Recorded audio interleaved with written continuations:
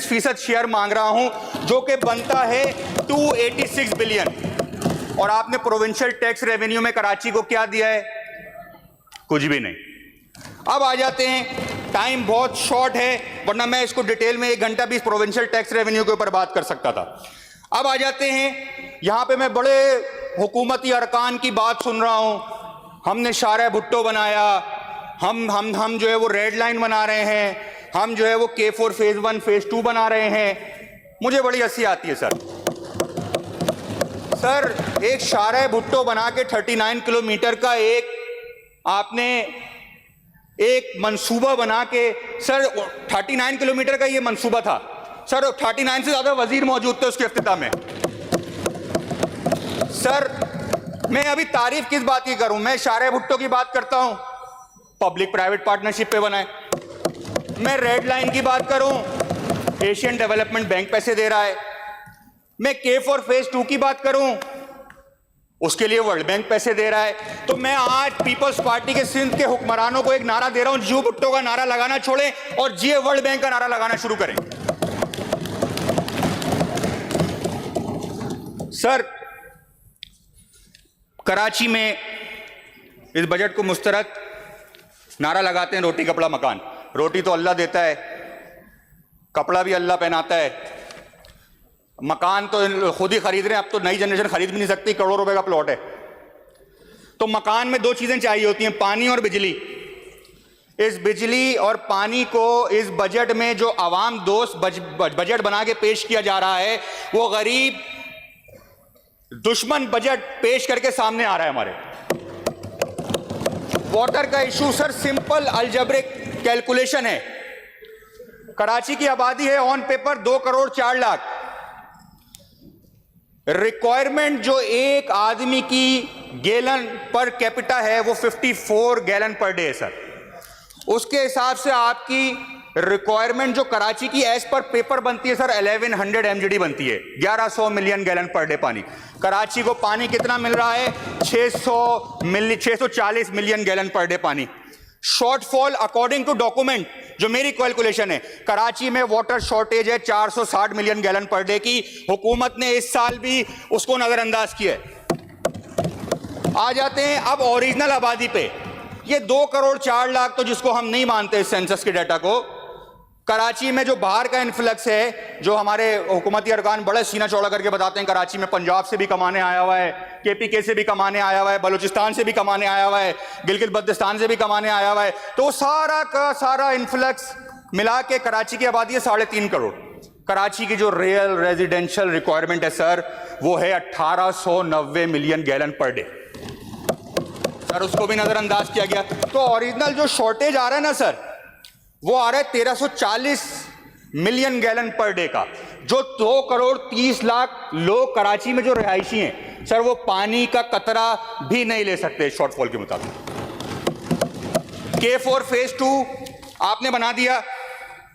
अभी मैं क्या बात करूं, 2014 में स्कीम हुई थी, 48 लाख लोगों का पानी आना था, 260 MGD। माशाल्लाह वो 2030 को आएगा, जब उसकी रिक्वायरमेंट डबल हो जाएगी। तो इससे भी मसला हल नहीं हो रहा। सर K इलेक्ट्रिक पे आ जाता हूं, जो बिजली का मसला है। यहां पे बता रहे हैं कराची ऐसा तरक्की याफ्ता हो गया कराची। आपको मैं नंबर देना चाहता हूं, ये K इलेक्ट्रिक के नंबर दें सर 10 लाख कंज्यूमर अनाउंस 10 घंटे की लोड शेडिंग बर्दाश्त कर रहे हैं इस मेट्रोपॉलिटन सिटी में। 10 लाख, 9,99,000 कंज्यूमर। एक घर में सर एवरेज 5 लोग रहते हैं।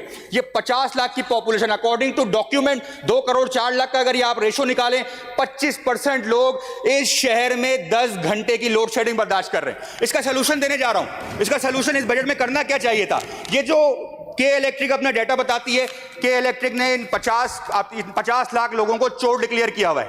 आपने उनके लिए इस बजट में कुछ किया? सिंपल 157 बिलियन K इलेक्ट्रिक अपनी चोरी का बिल कहती है कि ये 157 बिलियन इस कराची की आवाम ने अदा करना है। K इलेक्ट्रिक के पास चल के भी चला जाए ना आदमी, उसको 70% डिस्काउंट दे देती है। 47 बिलियन रुपीस।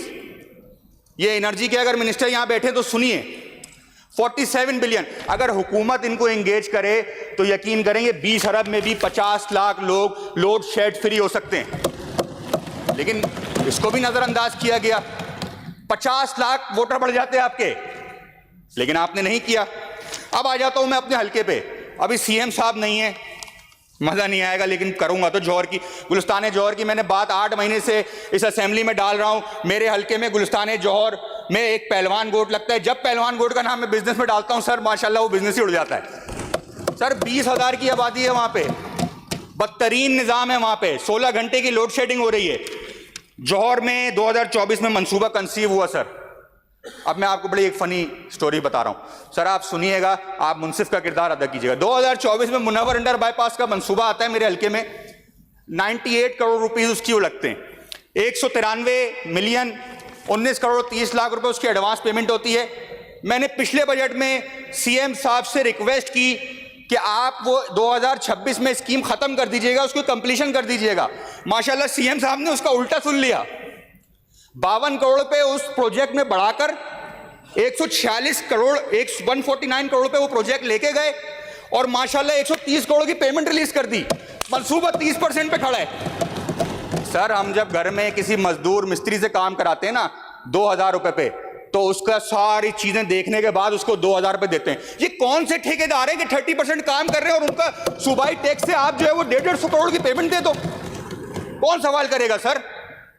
अब आ जाते हैं सर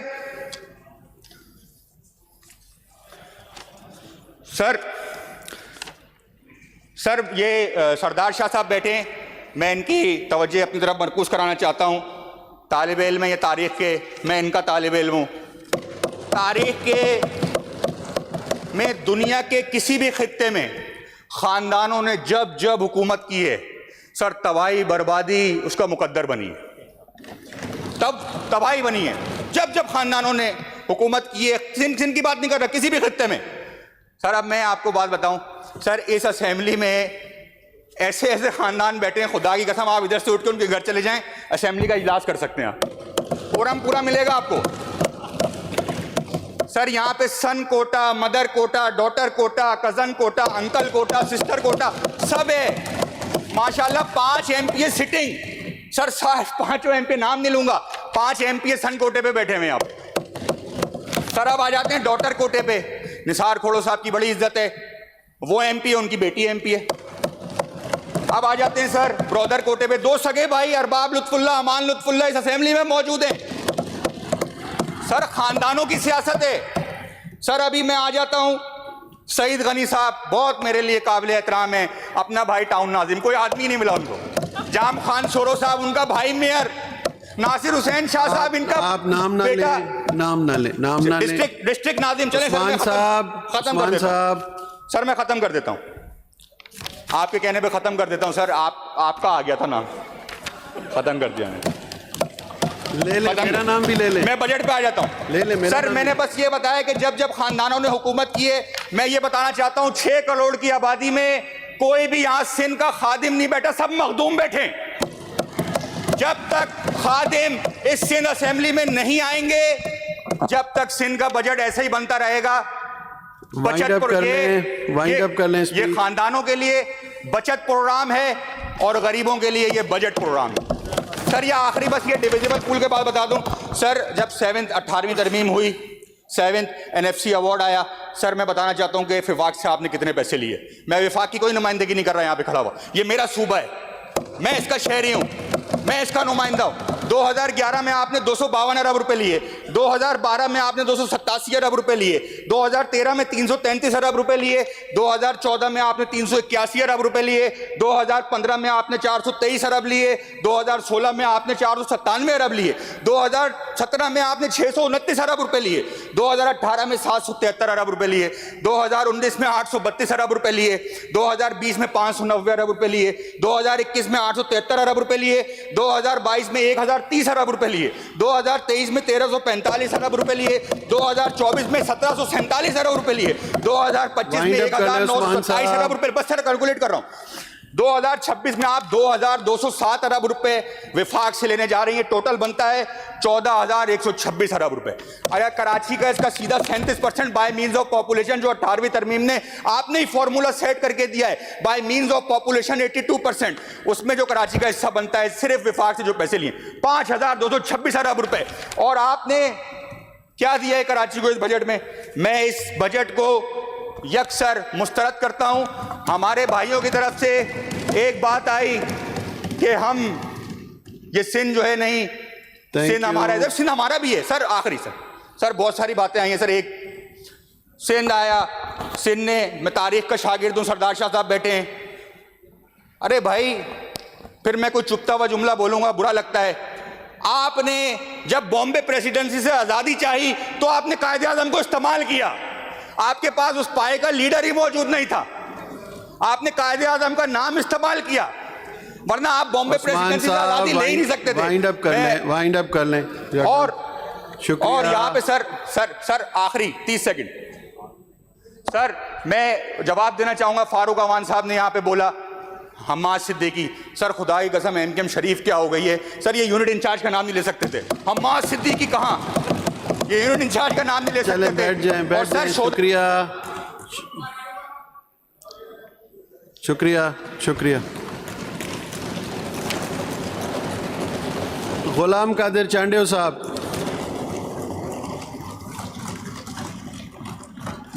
बिस्मिल्लाहिर्रहमानिर्रहीम। जनाब स्पीकर साहब तव्हां जी वॾी महिरबानी।